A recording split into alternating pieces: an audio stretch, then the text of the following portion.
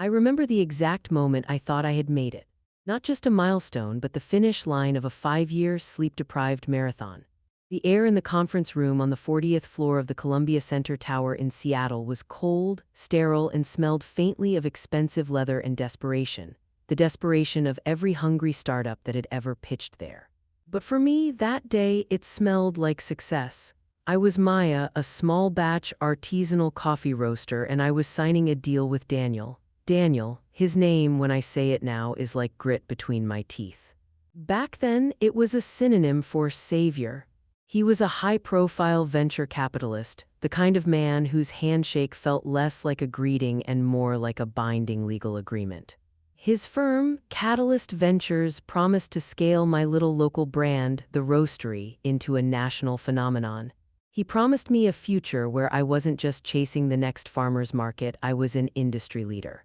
When the final document slid across the polished mahogany table, his smile was wide, easy, and unsettlingly perfect, the kind of smile that never quite reached his eyes.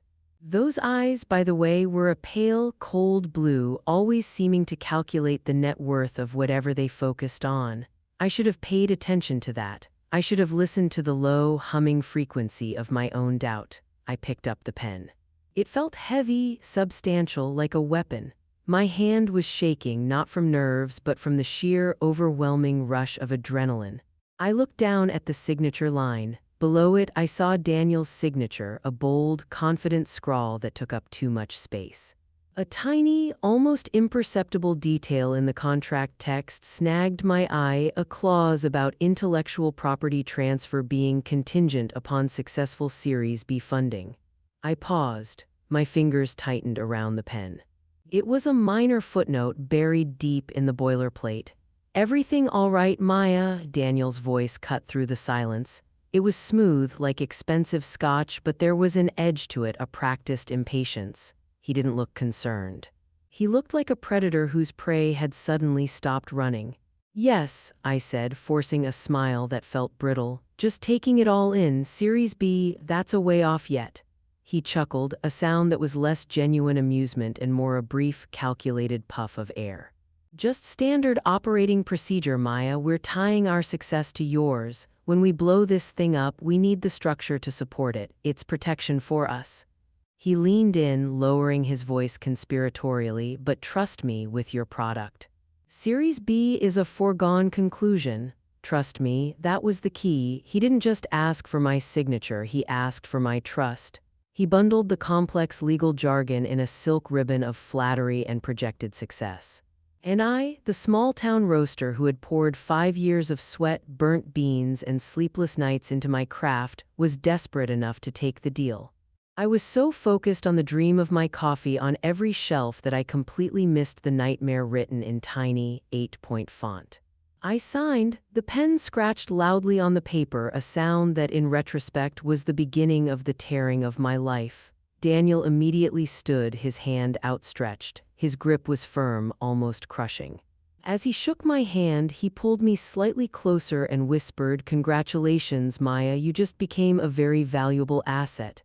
Asset, not partner, not creator. Asset. I should have heard the alarm bells then. But I was drunk on the moment. We raised a toast with cold, sterile champagne, ironic since I'd just signed away my life's work in coffee. I looked out the window at the cityscape of Seattle, the rain-slicked towers glowing under the fading winter light. The world felt huge, infinite, and suddenly, utterly mine. I didn't know that on the drive home that night, Daniel had already set the wheels in motion. He didn't wait for Series B, he didn't wait for anything. He was a shark who had just tasted blood, and he was already circling back to devour the rest. That night, I celebrated my victory. Within a month, I would realize it was the bitterest defeat I had ever experienced, and the contract I signed was nothing more than a fuse lit and burning down to the bomb. The email arrived at 1:17 a.m. I was in my small, sun-drenched apartment above my original roastery location, trying to finish a massive bulk order, the scent of freshly ground Ethiopian yirgacheffe thick and comforting around me. The subject line was innocuous, minor Q3 portfolio update Catalyst Ventures. It was from Daniel's legal team. I almost archived it. I was still buzzing from the new machines Daniel's initial investment had allowed me to buy. But something made me click. Maybe it was the quiet anxiety that always follows a huge win, the fear that the other shoe is about to drop. The attached PDF was dense, 27 pages of financial disclosures. I scanned it quickly, looking for my company's name, the roastery. When I found the line item, a spike of ice shot through my chest. It wasn't about Q3 revenue, it was about ownership transfer. The document stated that, effective immediately, Catalyst Ventures was exercising its right to purchase all residual intellectual property, recipes, sourcing contracts, and the core brand identity at a predetermined, deeply undervalued price. My hands started to shake, scattering coffee beans across the worn wooden counter. Residual IP? This was my entire life. I scrolled frantically back through the dense pages, searching for the clause. I remembered the little footnote I'd hesitated over, contingent upon successful Series B funding. But we hadn't hit Series B, we were months away. Then, I found it. It wasn't the Series B clause that was the weapon. It was a subclause, 4C Roman 2, nestled within a section on bridge financing stipulations. It detailed that if the primary investment capital was used to acquire specific tangible assets, like, say, $100,000 worth of new Italian roasting equipment before a certain date, the value of those assets could be legally reclassified as a preemptive loan repayment. This, in turn, triggered a technical default on the Series A, which then allowed Daniel to execute the IP seizure at a fraction of the true market value. It was a masterclass in financial camouflage. He hadn't just invested in my company, he had laid a legally sound trap.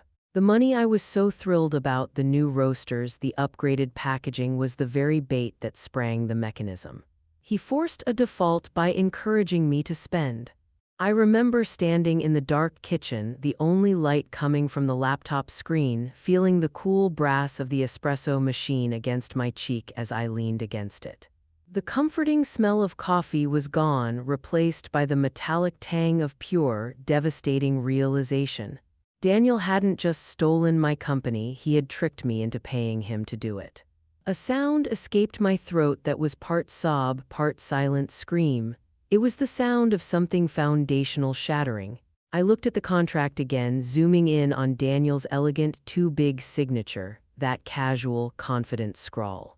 He knew. He had looked me right in the eye, shook my hand, and whispered, "You just became a very valuable asset," knowing full well that within weeks that asset would be his to discard.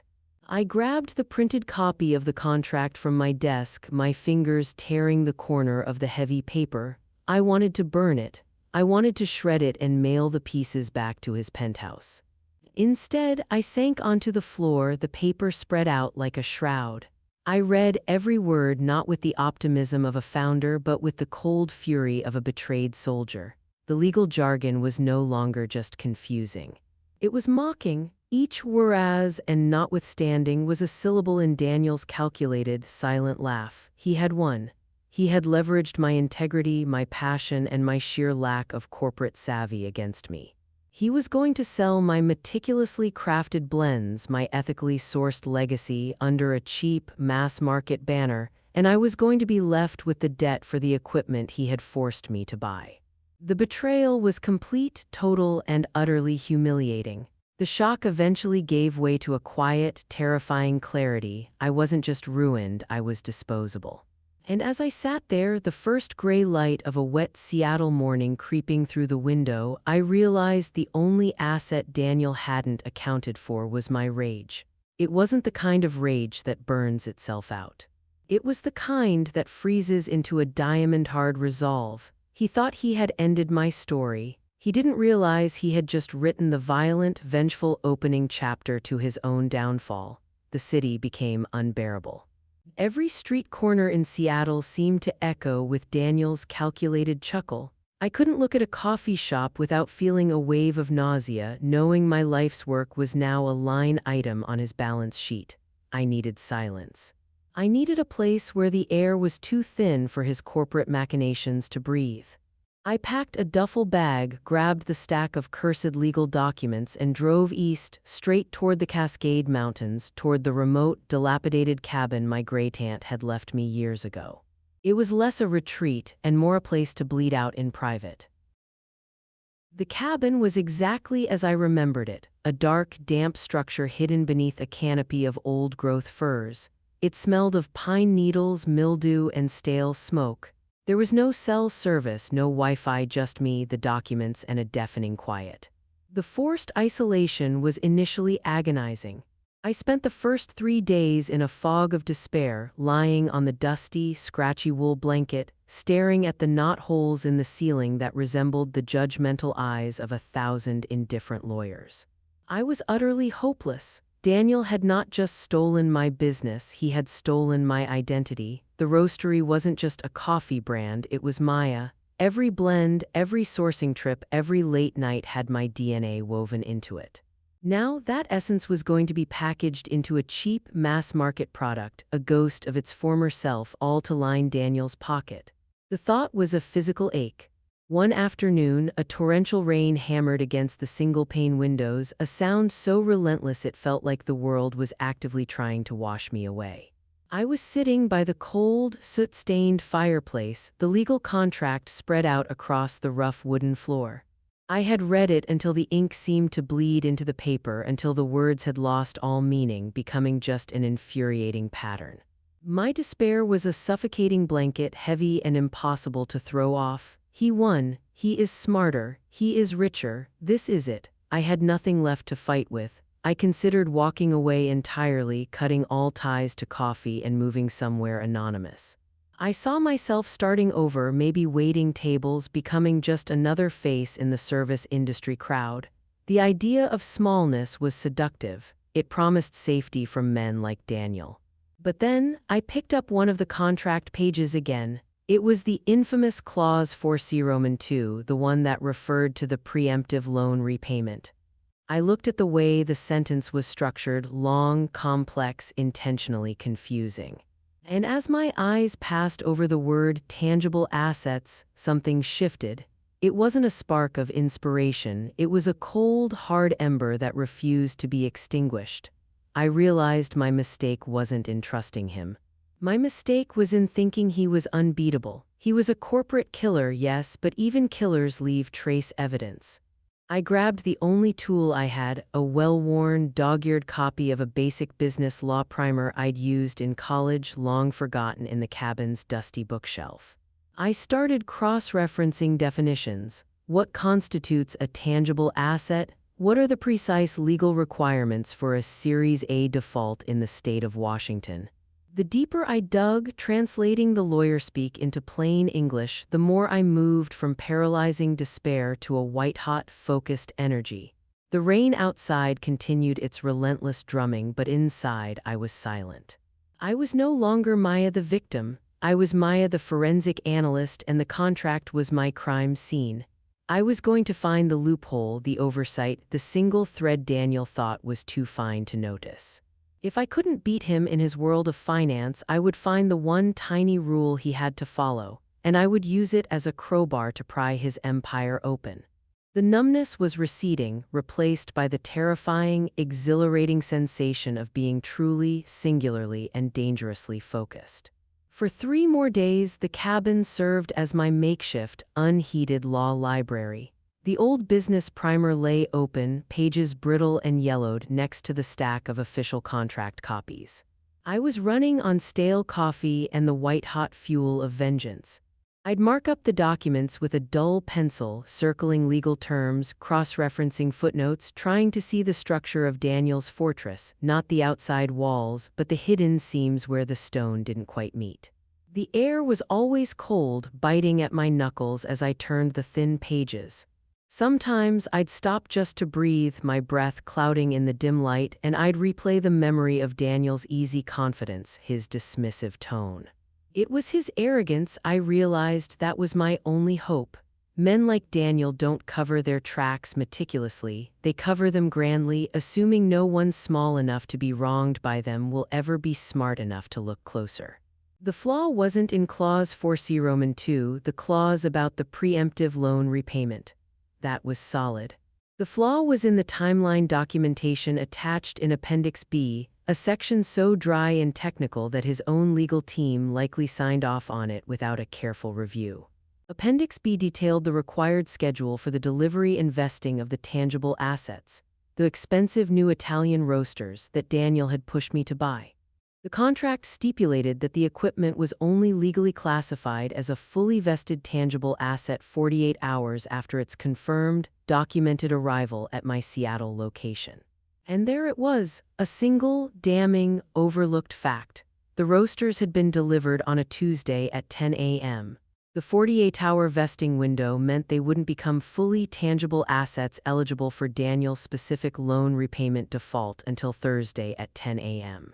But Daniel, in his haste to execute the seizure and move on to his next acquisition, had filed the technical default paperwork with the state registry on Wednesday afternoon, a full 18 hours too early. He hadn't waited for the full vesting of the assets he was using as the basis for the default. It was a procedural suicide note. My pencil dropped from my suddenly slack fingers and clattered onto the floorboards. The sound was deafening in the silence. I stared at the two dates separated by a thin black line on the schedule, Wednesday versus Thursday, the difference between a lifetime of servitude to Daniel and a tactical, if temporary, victory. I wasn't numb anymore. A dizzying, terrifying wave of pure, cold elation crashed over me. It was the feeling of a mountain climber who has been slipping for hours suddenly finding a single, solid handhold. It didn't mean I was safe. It meant I had a fighting chance. Daniel hadn't just made a mistake, he had underestimated me. He treated my company, the roastery, like a quick, clean transaction to be closed before lunch. He didn't bother to check the calendar. He was too busy moving billions to worry about 48 hours on a piece of equipment in a tiny coffee business. That small, crucial slip of time was the key. It proved, beyond a shadow of a doubt, that the entire technical default was invalid on a procedural basis. The foundation of his theft was built on a lie of timing. This wasn't enough to get my company back yet. He had resources to bury this technicality in years of litigation, but it gave me leverage. It gave me the power to hurt him. The discovery didn't make me a winner, but it transformed Daniel from an untouchable titan into a man with a target painted on his back. A target only I knew was there. I stood up, shaking off the mildewed chill of the cabin. I neatly folded the contract pages, placing the crucial Appendix B on top. My time in the mountain wilderness was over. The despair was gone, purged by focus. I didn't want justice served through slow, dusty court filings. I wanted poetic justice delivered publicly with the flair of a performance. Daniel loved his public image. I would use this tiny fracture to shatter it entirely. I threw my bag in the car. As I pulled away from the cabin, leaving the rain and the silence behind, I looked in the rearview mirror. Maya, the victim, had died back there, somewhere between the dusty floorboards and the cold fireplace. The woman driving back toward the city was a different entity altogether, colder, smarter, and ready to become a ghost in the very system that had tried to swallow her whole. Driving back into Seattle felt like crossing a border into enemy territory. The city lights, which once represented opportunity, now felt like searchlights looking for me. The air was different. Not the crisp, clean oxygen of the mountain, but a heavy, polluted mix of diesel fumes and ambition.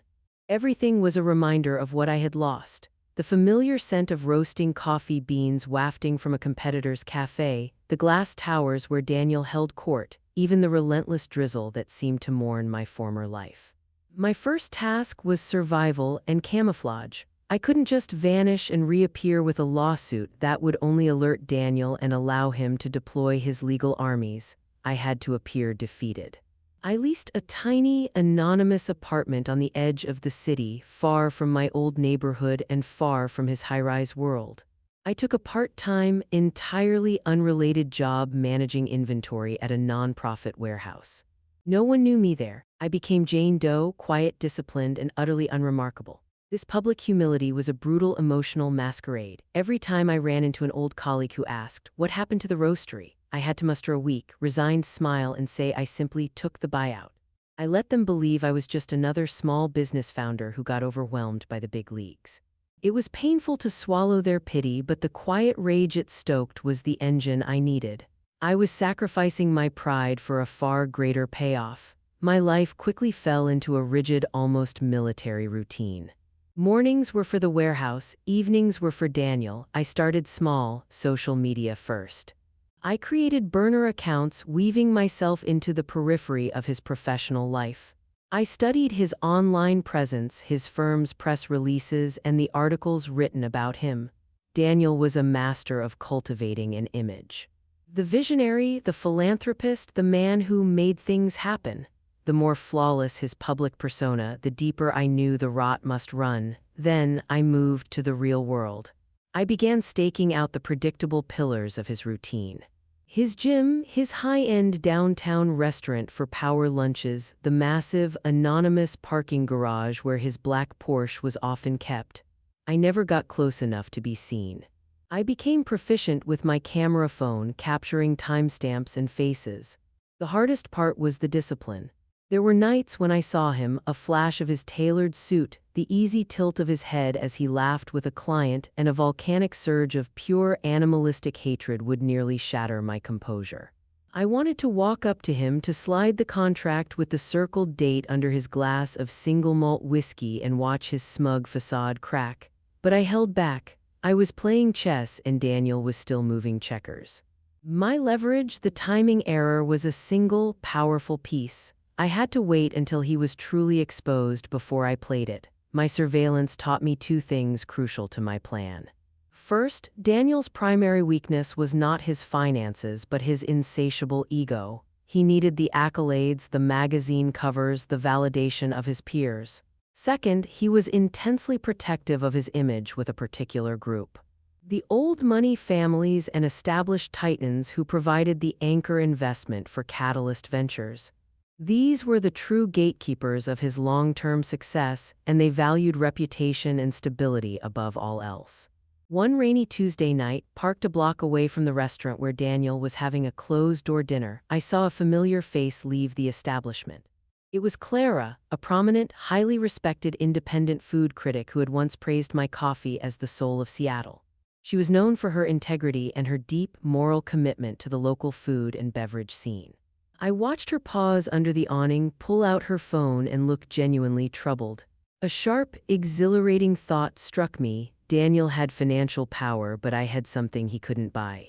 Proximity to the truth and a credible witness with a voice that mattered in the right circles. I realized I didn't need a lawyer to fight Daniel. I needed a mouthpiece, a distributor of suspicion, someone whose ethical compass would naturally align with my cause. I needed to approach Clara, and I knew exactly how I could draw her in. I knew I couldn't simply walk up to Clara and hand her the technical default papers. She'd dismiss me as a disgruntled ex-partner, perhaps rightly so. My story needed to be introduced subtly, ethically, and in a way that appealed directly to her deepest professional value, integrity. I did my homework. I knew Clara frequented a tiny, hole-in-the-wall bakery downtown. I spent a week monitoring her schedule until I found her pattern. Every Friday at 7:30 a.m., she was there alone with a single black coffee and a croissant. The morning I finally approached her, the air was misty and cold, and the bakery smelled overwhelmingly of yeast and butter, a scent that used to be comforting, but now just reminded me of the artisanal world Daniel was trying to commodify. I waited until she was halfway through her pastry, took a deep breath, and walked up to her table. "Clara, I'm Maya," I said, keeping my voice low and steady. "From the roastery." Her reaction was perfect. A flicker of surprise, a moment of recognition, and then a softening of features into professional sympathy. "Maya, goodness, I'm so sorry about what happened. Your Ethiopia Yirgacheffe blend was truly exceptional." I pulled up a chair before she could object, signaling that this wouldn't be a long conversation. "Thank you, that means a lot. That blend and the philosophy behind it is actually why I'm here." I didn't talk about Daniel directly, I talked about coffee. I spoke about the painstaking work of sourcing ethically, the delicate balance of the small batch roasting process, and the ethical contracts I had personally set up with the small farms in the Yirgacheffe region. I described the soul of my business, the thing that Daniel was incapable of buying or understanding. Daniel bought the equipment and the recipes, I stated, my eyes locked on hers, but he didn't buy the intention. He plans to move production overseas by the end of the fiscal year to cut margins by 60%. They're already preparing a cheap, synthetic flavored line. He's going to gut the supply chain and relabel it as artisanal, banking on the initial goodwill the brand has. I watched her face as I said this. The sympathy was replaced by a rigid, deeply offended expression. Clara built her career on championing authentic local cuisine against corporate fast food culture. The idea of intellectual property fraud stealing the reputation of ethical sourcing to sell a substandard product was her particular kryptonite. He's going to use the roastery's name to peddle a lie, I finished, leaning back. I didn't beg or plead, I presented it as a factual, inevitable consequence of his actions. Clara stirred her coffee slowly. That's vile. It damages the credibility of every legitimate roaster in this city. It does, I agreed quietly. He's a venture capitalist, Clara. To him, the product is just a variable on a spreadsheet. Quality is a cost center to be cut. Integrity is a marketing term. I still hadn't mentioned the legal paperwork. I didn't need to. I had successfully framed Daniel as the enemy of everything she stood for. She now had a professional interest in exposing him, not just a personal pity for me. I heard he was hosting a major investment event next month, she mused, more to herself than to me. A big showcase for Catalyst Ventures Q4 wins. I seized the opening. He is. It's where he'll present the new, expanded roastery plan to his old money backers. The same ones who trust him because he projects stability and integrity.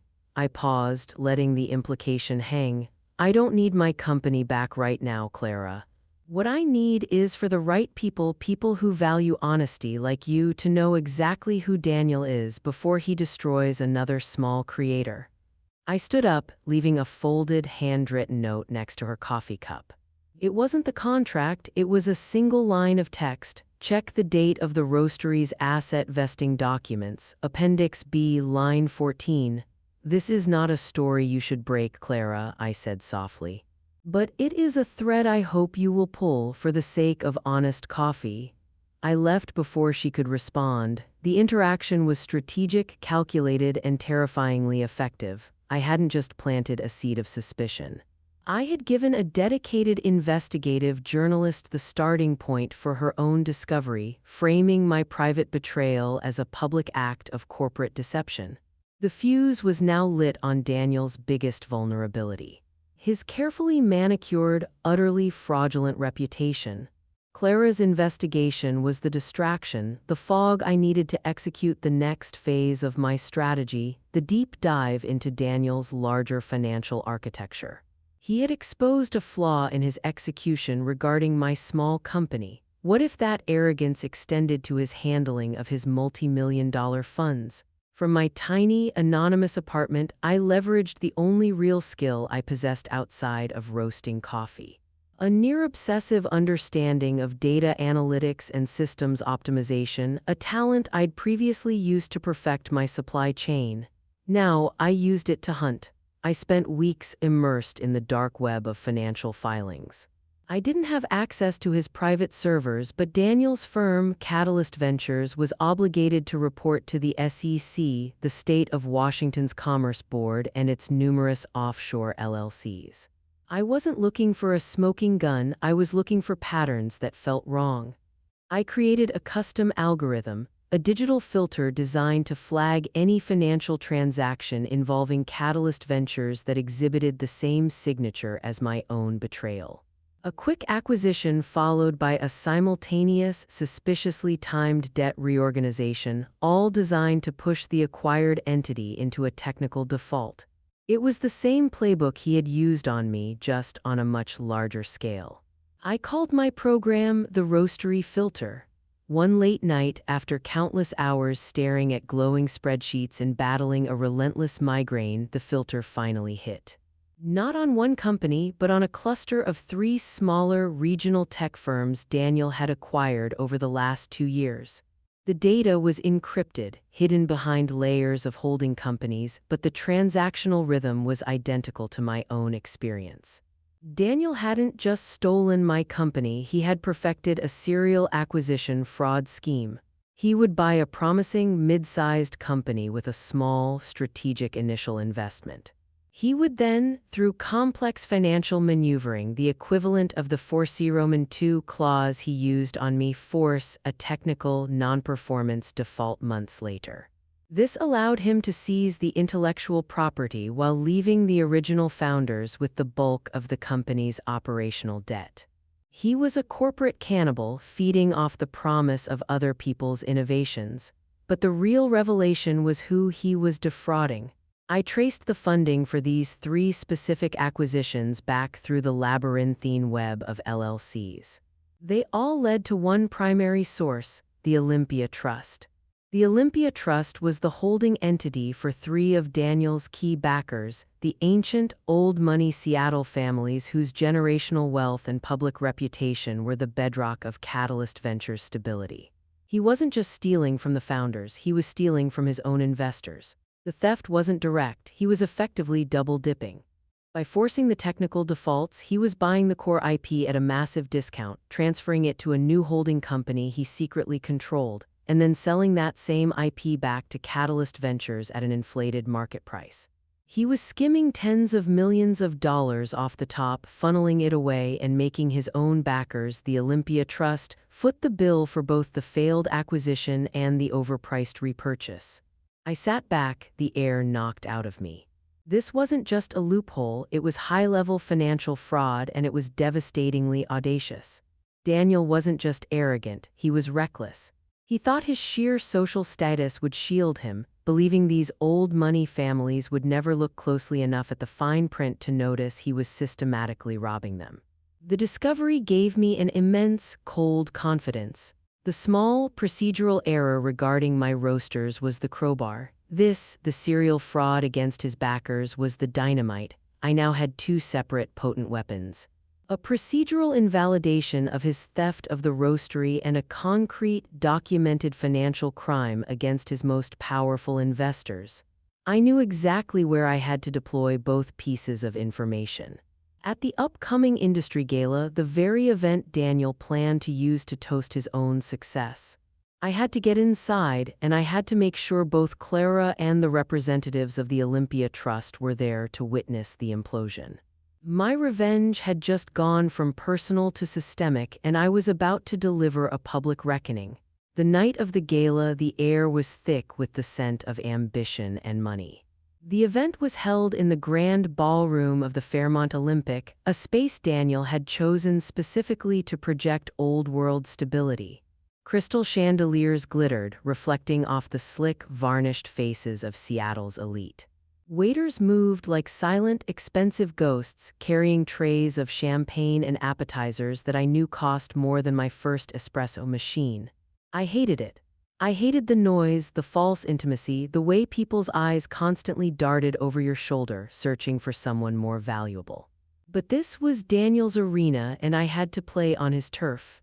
I was there under a borrowed name, an old contact securing me a minor guest pass as an independent consultant for a small, obscure firm. I dressed intentionally forgettably, a simple black dress, hair pulled back, minimal makeup. I needed to be a shadow, visible enough to occupy a seat, invisible enough to escape notice.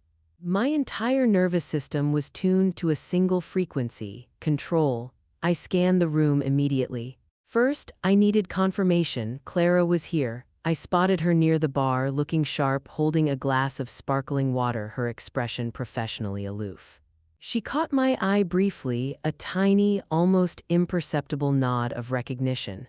It wasn't friendly, it was the acknowledgement between 2 co-conspirators who were about to set off a very large explosion. She had clearly followed up on the breadcrumb I'd left her. Second, the main targets, the Olympia Trust. They were seated at a large, prominent table near the front, 3 gray-haired men and 1 formidable woman, all wearing the impenetrable aura of generational wealth. Their attention was the only thing that truly mattered to Daniel. They were the capital, the reputation, the anchor. He would be presenting directly to them. I checked my watch, 7:45 p.m.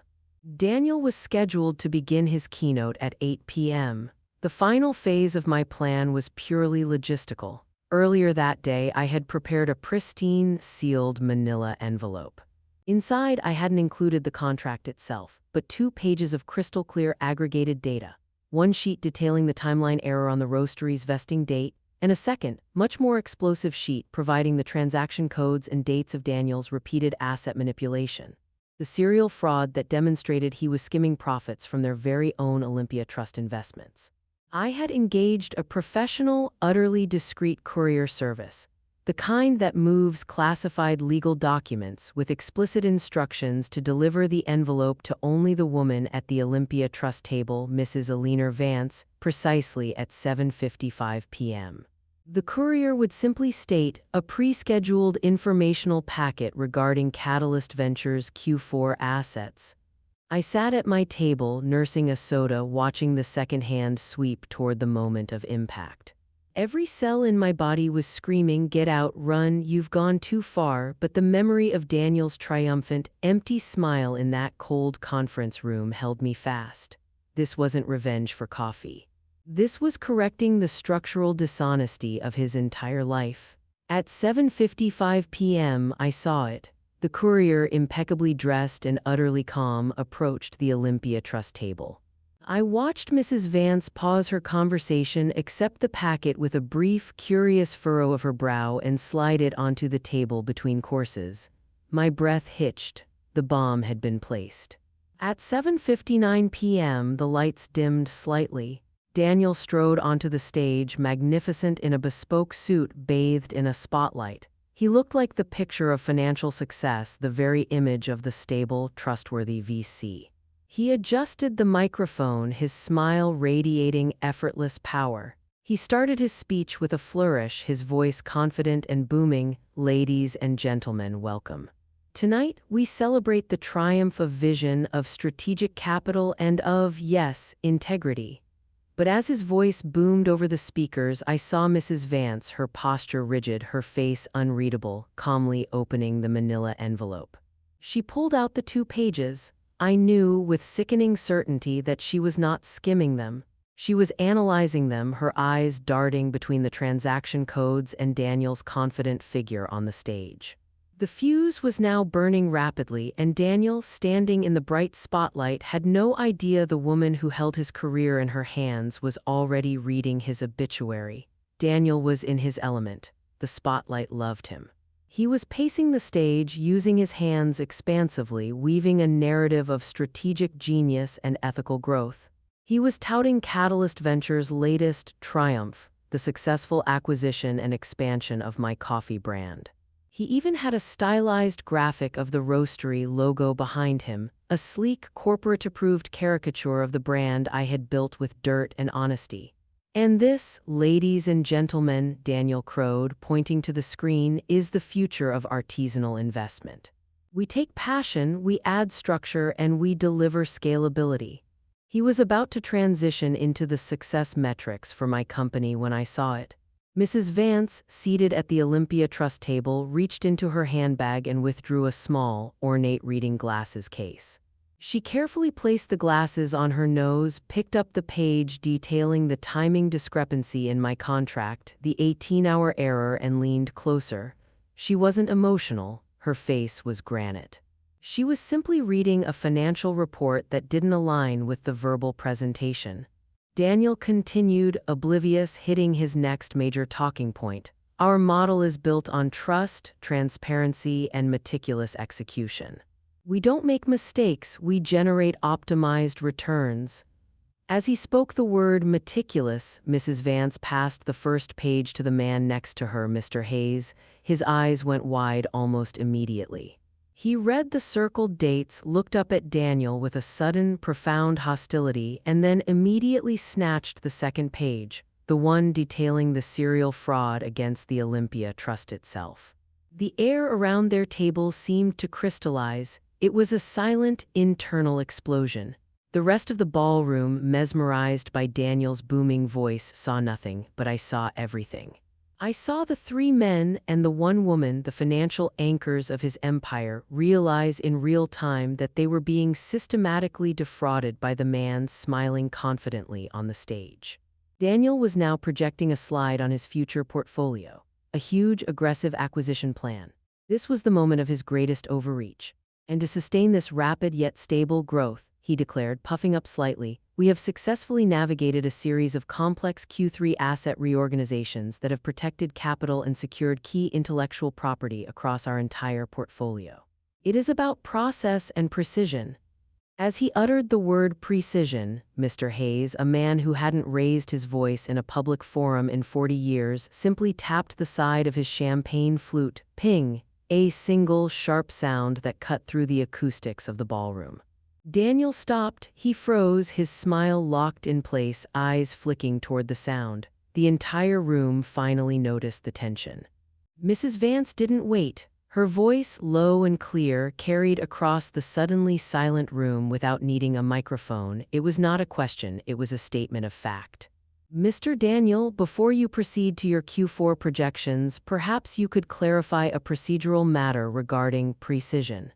Specifically, the 18-hour discrepancy in the asset vesting timeline for the roastery acquisition. It seems your firm filed the technical default before the tangible assets were legally tangible. The effect was instantaneous and absolute. Daniel's flawless, confident smile evaporated. His skin went a sickly gray. He tried to speak. Eleanor, that's a minor administrative. She cut him off with a glacial wave of her hand. And while we're on the subject of administrative precision, can you explain the repeated, identical pattern of preemptive loan repayments across the tech acquisitions in the Q3 report? Specifically, why the IP was repurchased from an offshore holding company you control at a substantial premium just weeks after its discounted seizure from the founders? The room collectively gasped. This wasn't a disgruntled employee. This was a founding investor openly accusing a high-profile VC of internal fraud. Daniel was trapped. The high-powered lights of the stage suddenly felt like interrogation lamps. His quick-witted, lawyer-trained mind searched for an escape, but there was none.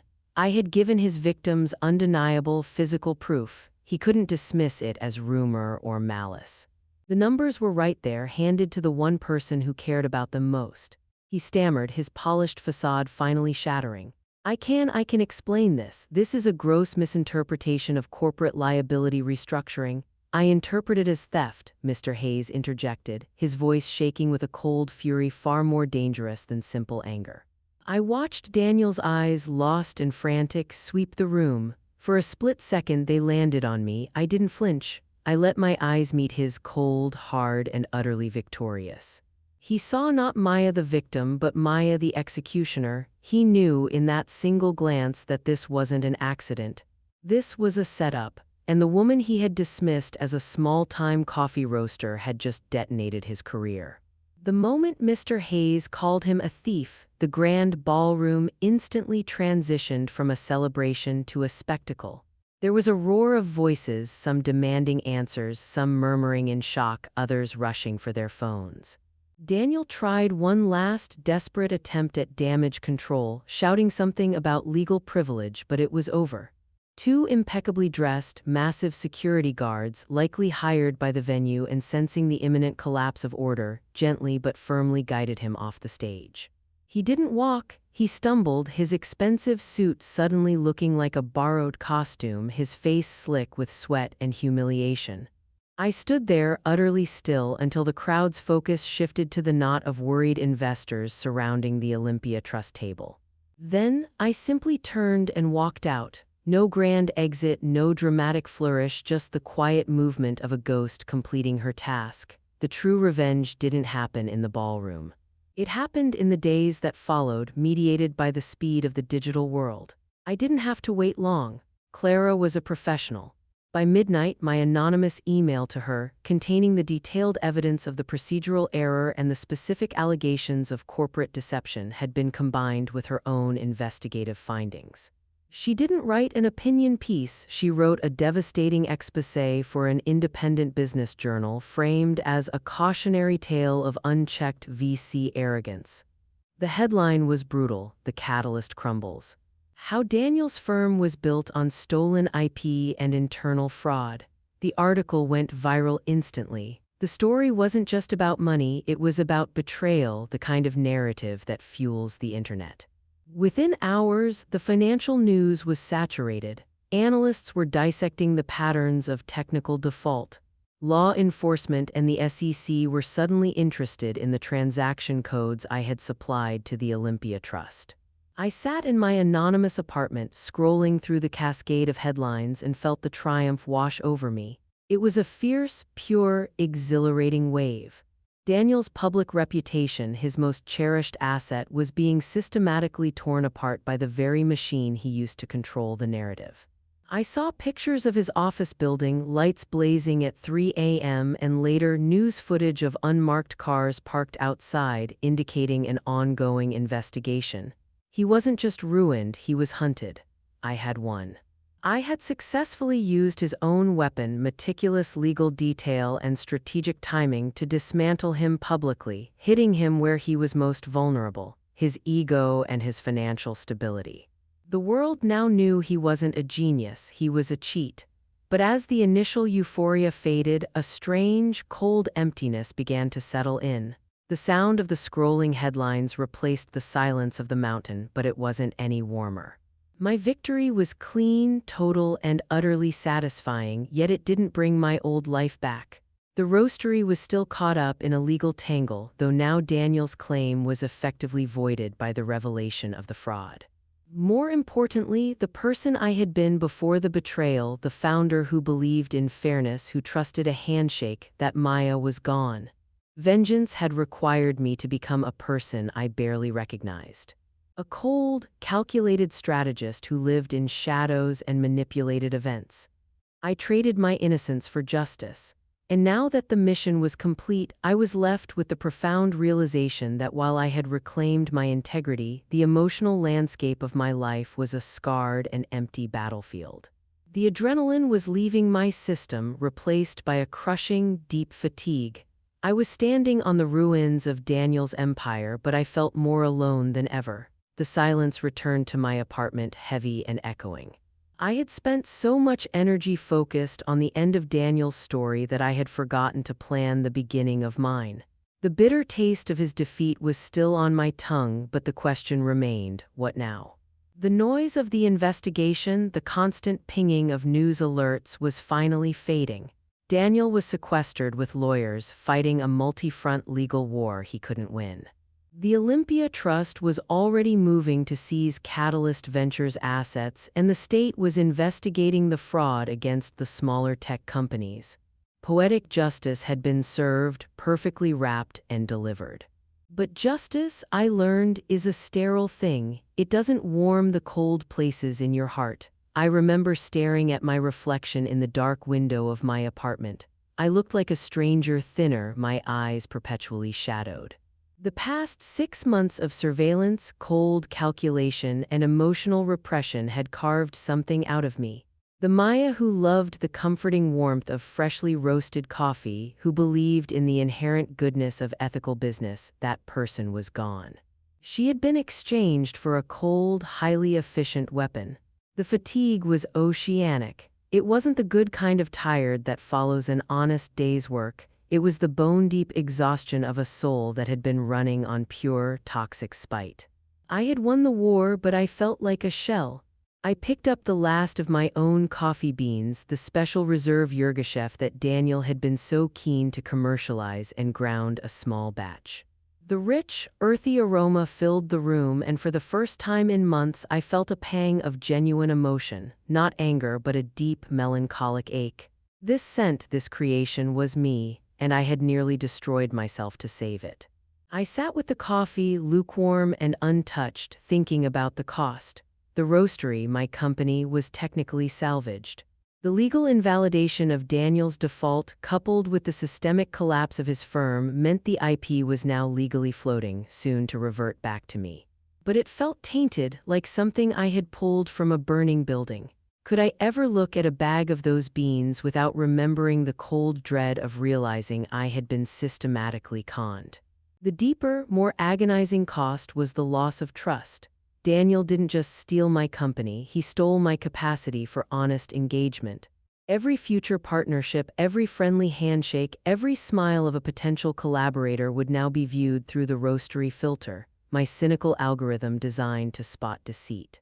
I had become too good at seeing the bad in people, and that skill had left me fundamentally lonely.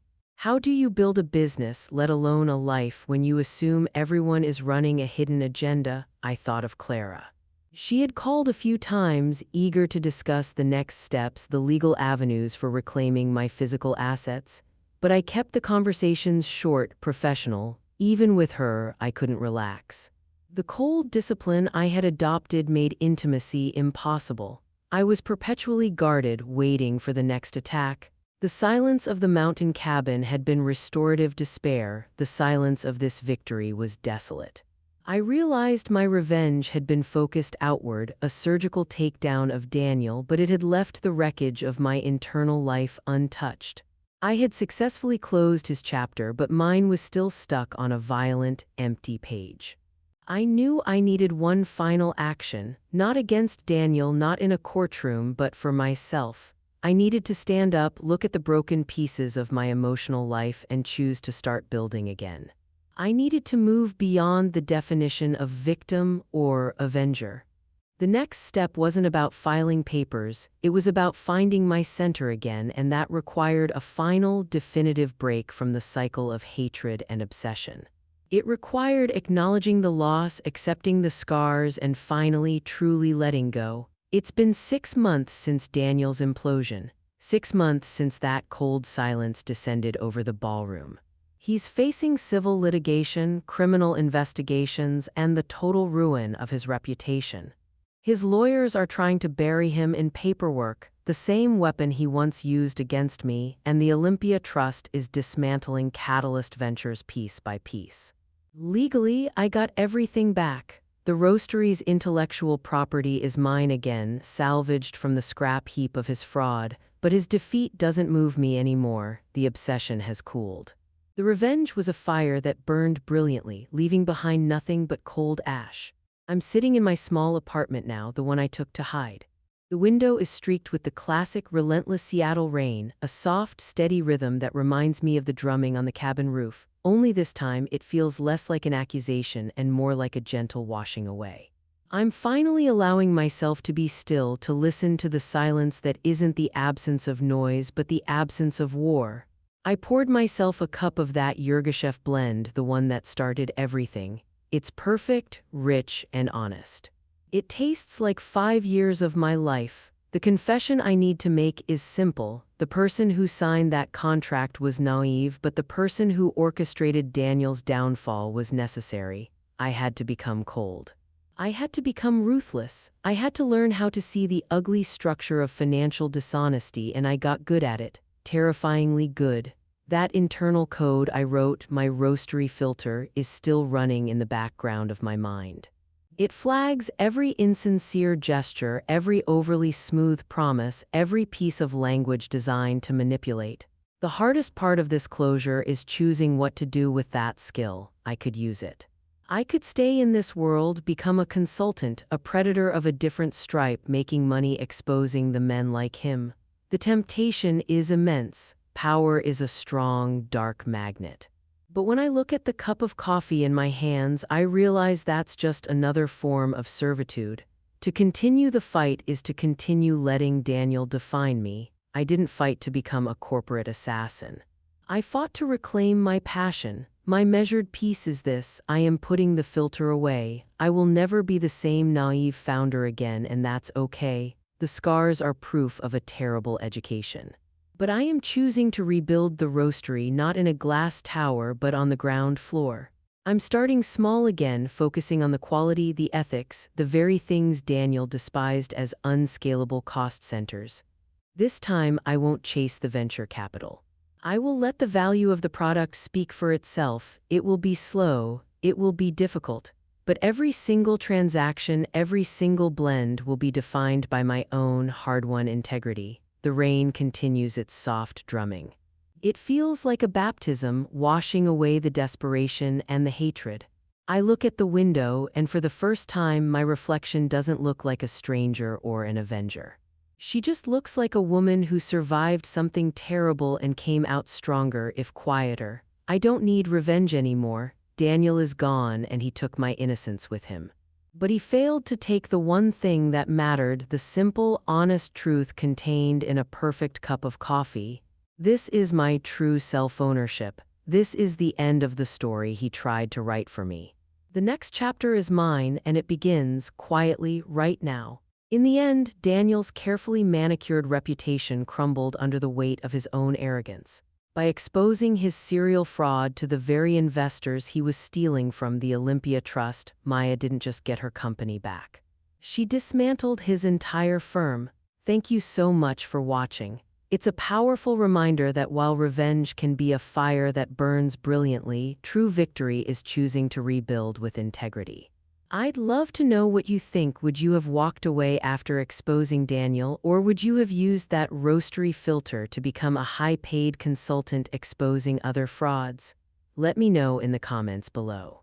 If you enjoyed this story of justice served cold, please like the video, subscribe, and hit the notification bell so you don't miss our next upload. You can also support the channel by checking out the link in the description. Until next time, read the fine print and trust your gut. Goodbye.